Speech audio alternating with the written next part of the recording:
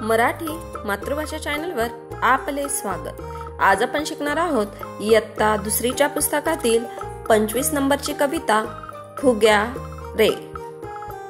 मुलांनो, तुम्हाला फुगे सगळ्यांनाच आवडत असेल। इथे चित्रात बघा किती छान असा फुगा दिलेला आहे। त्या फुग्याला डोळे सुद्धा आहेत, तोंड सुद्धा आहे आणि फुग्याचा कलर सुद्धा खूप छान आहे, रेड कलरचा।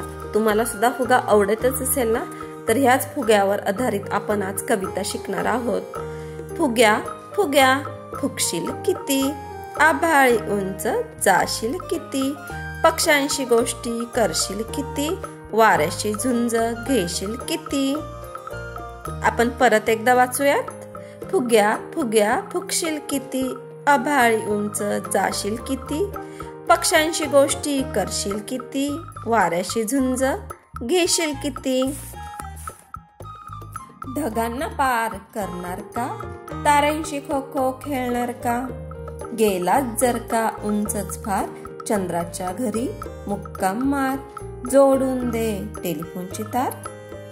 ढगांना पार करणार का, ताऱ्याशी खो खो खेळणार का, गेलात जर का उंचच फार, चंद्राच्या घरी मुक्काम मार, जोडून दे टेलिफोनची तार।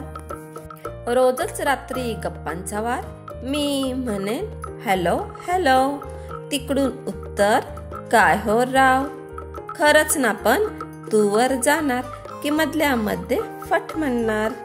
रोजच रात्री गप्पांचा वार, मी म्हणेन हॅलो हॅलो, तिथून उत्तर काय हो राव, खरच ना पण तू वर जाणार की मधल्या मध्ये फट होणार।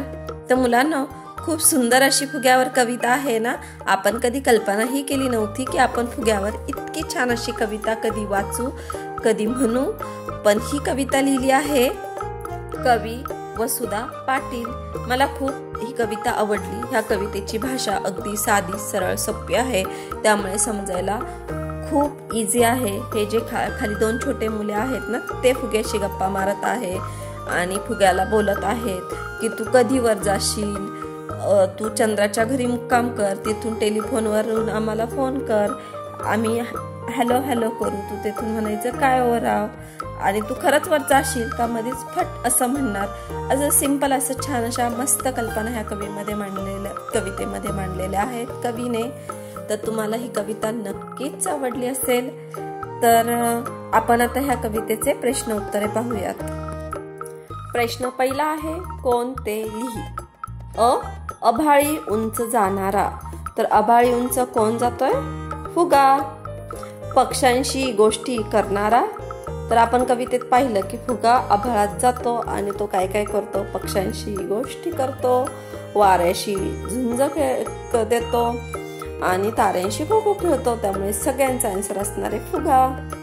तर आभाळी उंच जाणारा फुगा, पक्ष्यांशी गोष्टी करणारा फुगा, वाऱ्याशी झुंज घेणारा फुगा, ताऱ्यांशी खो खो खेळणारा सुद्धा फुगा। पुढचा प्रश्न आहे, सांग आणि पाटीवर लिही। त्यातलं पहिलं आहे, फुग्यांचा वापर कोठे कोठे होतो, तर आपण फुगे कोठे कोठे वापरतो? तर फुग्यांचा वापर होतो सजावटीसाठी, तसेच लहान मुलांना खेळणी म्हणून, हो की नाही?